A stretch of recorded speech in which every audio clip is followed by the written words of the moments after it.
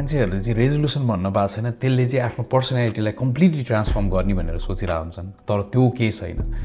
साइन्सले चाहिँ रेजोल्युसनलाई कसरी हेर्छ भने यसले चाहिँ इन्भाइरोमेन्ट र तपाईँको बिहेभियर, सानो सानो मिनिमम एकदम मिनिस्कल खालको बिहेभियर हुन्छ नि, सानो सानो बिहेभियरहरूको चाहिँ एडजस्टमेन्टको रूपमा हेर्छ साइन्सले चाहिँ।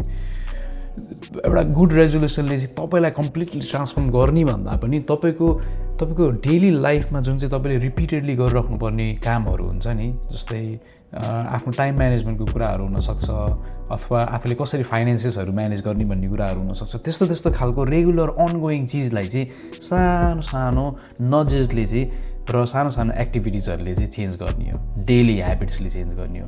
तपाईँले मैले आज रेजोल्युसन राखेँ, म भोलिदेखि त राजा बन्छु कि भनेर सोचेर काम छैन, तर त्यो राजा बन्ने टुवार्ड्स तपाईँले जुन खालको एउटा बिलिफ सिस्टम राख्नु भएको छ, एउटा बिहेभियर सेट गर्नुभएको छ, त्यो बिहेभियरलाई चाहिँ थोरै थोरै मोडिफिकेसन्सहरूको मार्फतबाट चाहिँ रेजोल्युसनले सल्भ गर्छ। Resolution, it sounds like such a big word, resolution, होइन? सुन्दाखेरि पनि कत्रो लामो कत्रो ठुलो जस्तो लाग्छ।